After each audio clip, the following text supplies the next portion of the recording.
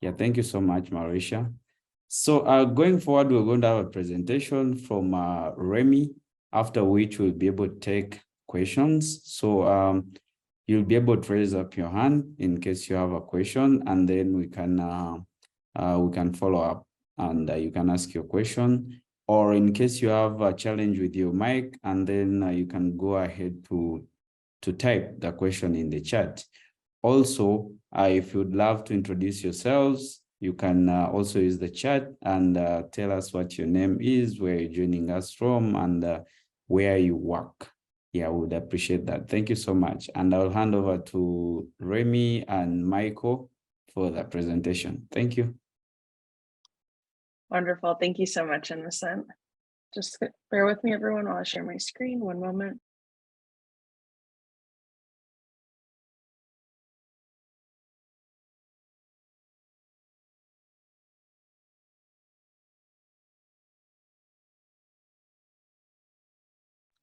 Thanks for joining us today. As Innocent mentioned, we'll be sharing a bit of information about our Resiliency grant program today.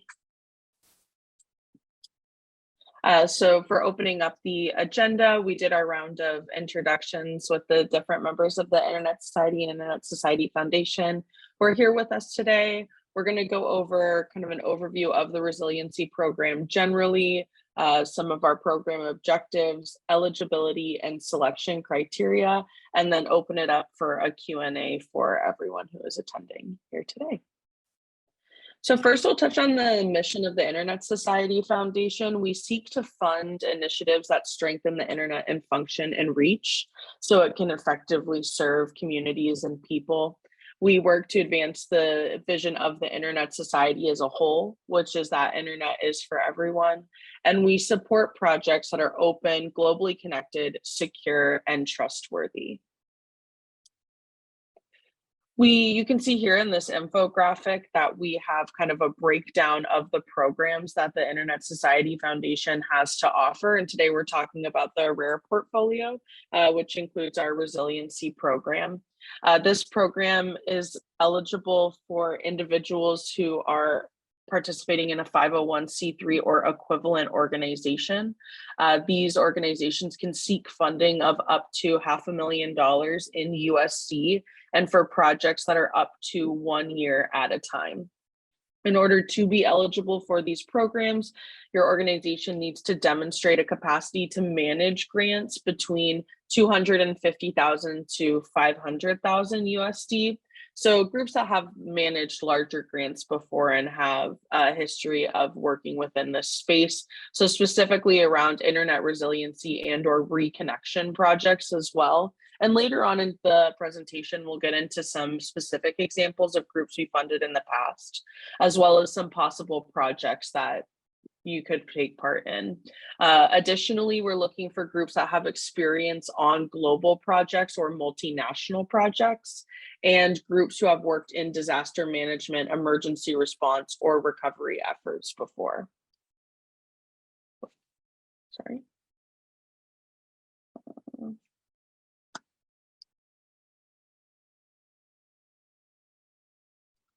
Great, thanks, Remy.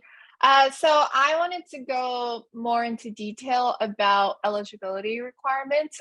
So as Remy mentioned, one of the stipulations for our program, this specific program, is that because Internet Society Foundation is a supporting organization of Internet Society, we can only support and give out grants to organizations that align with Internet Society's mission and its activities. So when you are considering applying to our program, I would highly encourage you to think about if your mission of the organization aligns with these 7 activities that Internet Society is mostly focused on. So if your organization is dedicated to promoting open internet development or expanding connectivity via community networks and so forth, then you would be eligible. But let's say if your organization is focused on youth development and you would like to pursue a program around internet resiliency, your organization may not be eligible. And if that's the case, we would encourage you to look for fiscal sponsors, other 501c3, which is a tax code in the US. It basically means you have to be a tax-abiding nonprofit organization or a charity. I would encourage you to look for fiscal sponsors or third-party organizations that do align with these mission alignment that is highlighted. And Remy, or maybe Innocent, I was wondering if you can also send in the chat the eligibility requirement that's listed on our website so that our participants can read it on our website as well. Thank you. And then can we go to the next page? Great.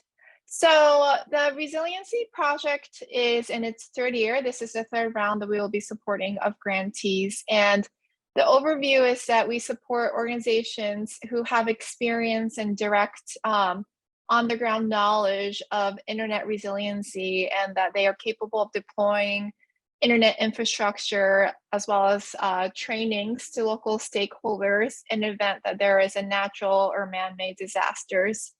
And our objectives are twofold. One is that we want to help prepare local communities to maintain or repair internet connectivity when disasters happen.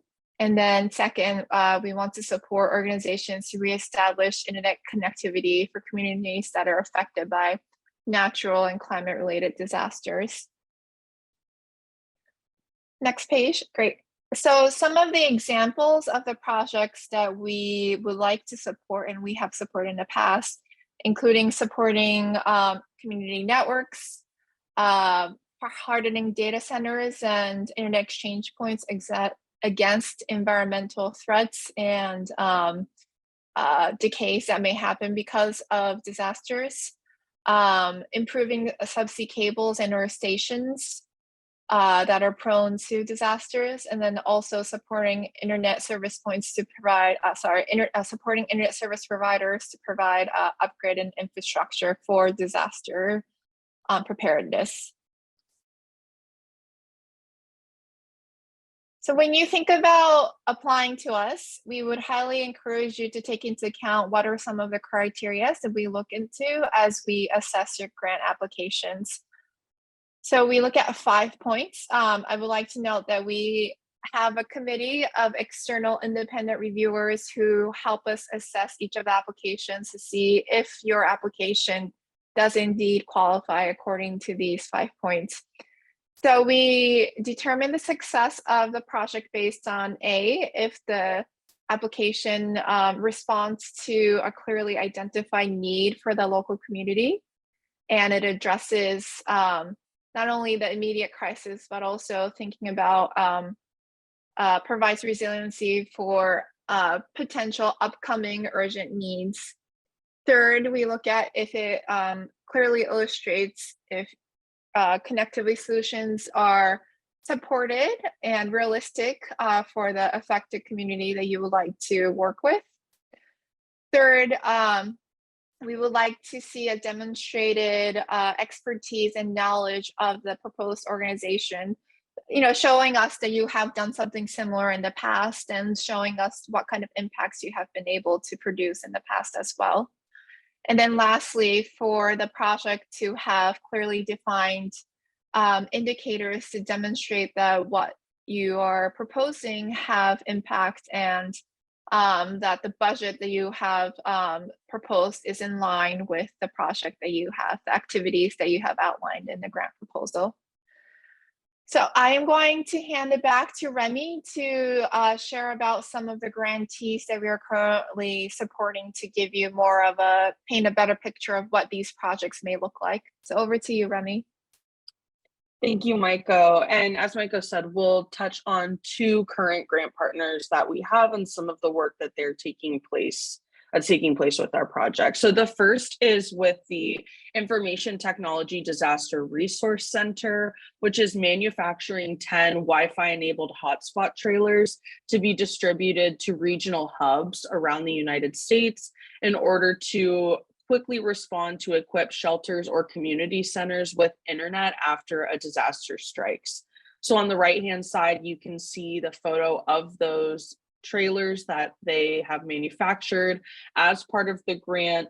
They explain that they're going to be working within their distribution and manufacturing hub to produce these, and then had on-the-ground partners pre-positioned ahead of this grant in order to drop off and maintain these trailers. One of the important things that we look at is maintenance of some of these larger technical items after the end of the grant period. So that was one of the successful aspects of this program so far.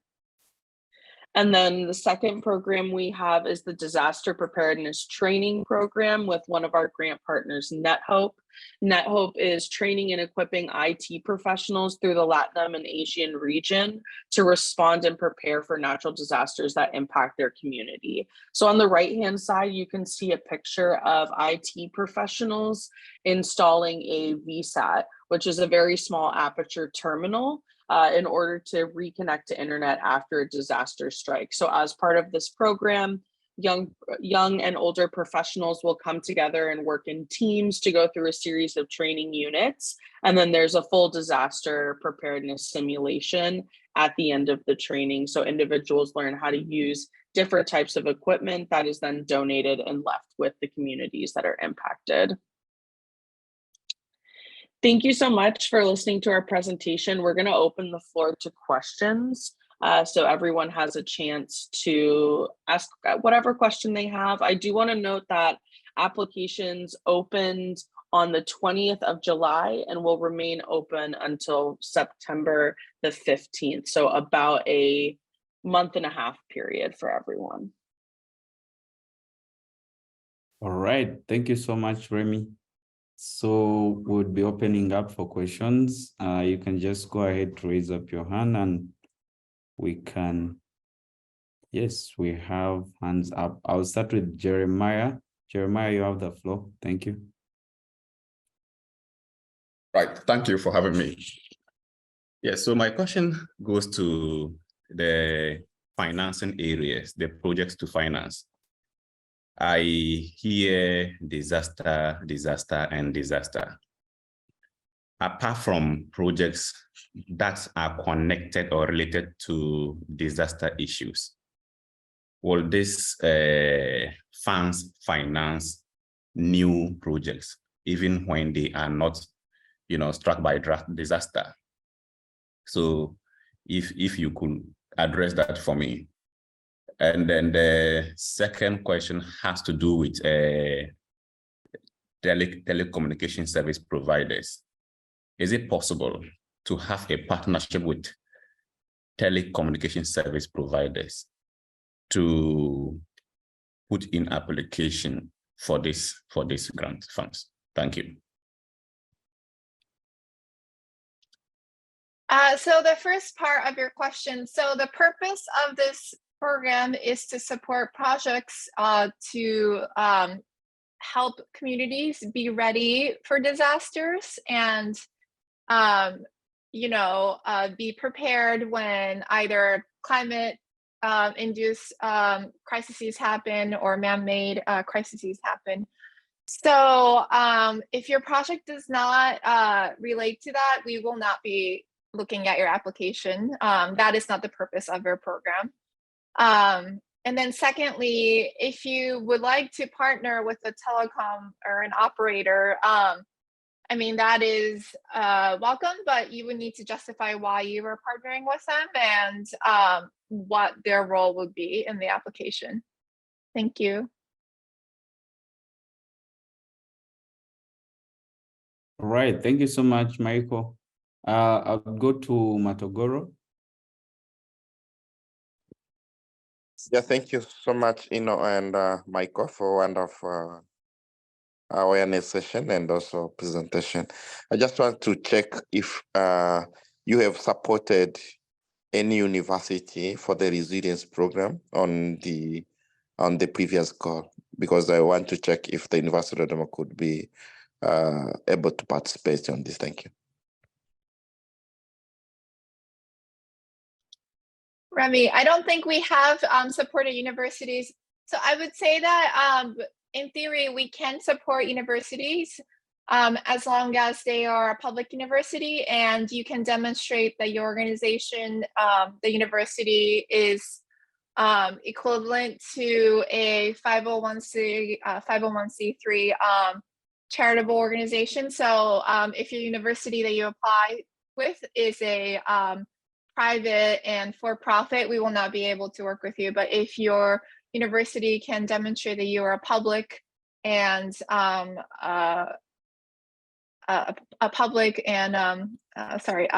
a nonprofit based organization, you will be able to apply. I will know that if you do apply in such a way, and this is also true for all non-US based organizations, you need to demonstrate what we call equivalency determination, and we hire a third-party vendor who looks through your board of governance and tax structure and so forth to make sure that your organization, whether it's a public university or a nonprofit, does align with what we are looking for in terms of the 501c3 equivalency. Remy or Innocent, can you share the link about the equivalency determination in the chat so that Javera has a link to it? Thank you.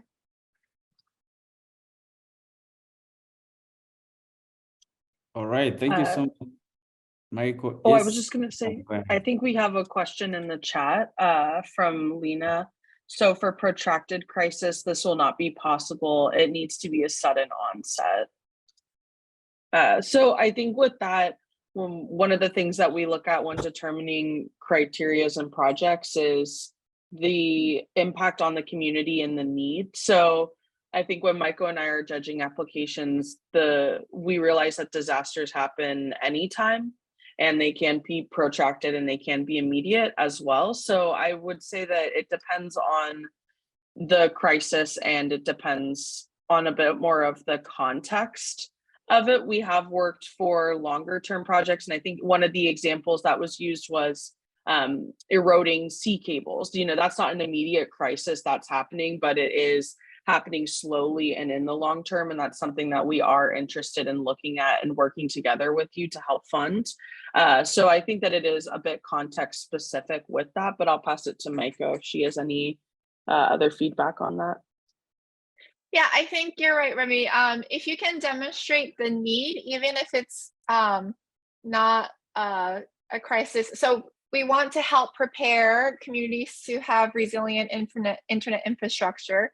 So if you can demonstrate that the community has expressed the need for such a environment, that would be helpful. If you can indicate, in the past, the community has experienced XYZ disasters. It may not have been a significant scale, but there is potential to be one and so forth. I think that would help, supplement and give more of a reasoning why such an application should be looked at more carefully. I hope that answers your question.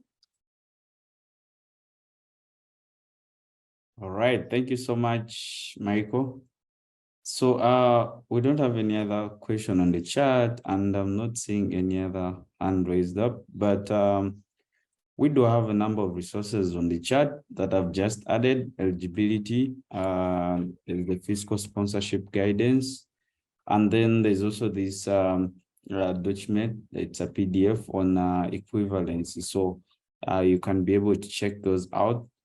And so, is there any other question from our audience, or that would be it? Okay, looks like those are the only questions we have for today. So as already said, I'll be able to share the recording just in case you need to revisit it. And also we would be having another call tomorrow, the info session 2.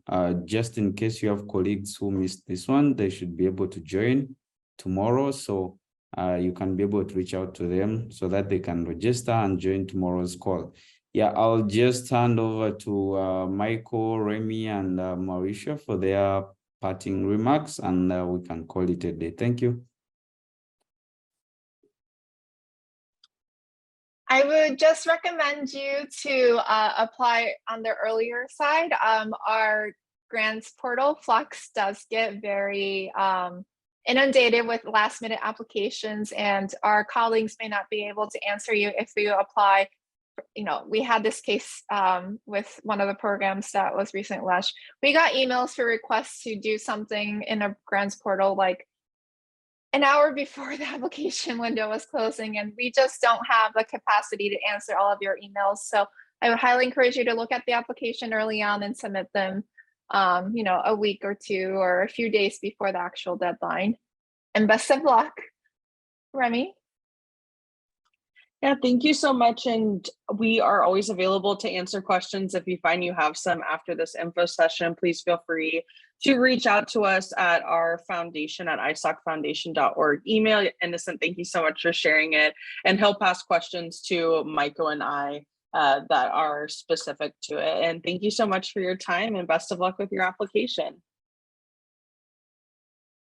Yeah, I echo all of that for sure. Please, especially my alumni, apply well in advance. The application is open for good enough time for you to do the necessary with good preparation. So please don't leave it to the last minute. And I wish you guys all the best with your applications. And I'll also, for those who need to, alumni specifically, if you want to reach out to me for anything, you do have our email address, you do have the Connect platform, and you do have the mailing list as well available to you to reach out. And I'll just, for convenience, reshare the email for the alumni here as well, in case you guys need me to connect you to the philanthropy team for anything. But that being said, all the best to everyone and have a good day. All right. Thank you so much, Tim. Everyone should have a nice morning, evening, afternoon, depending on where you're joining us from. Bye.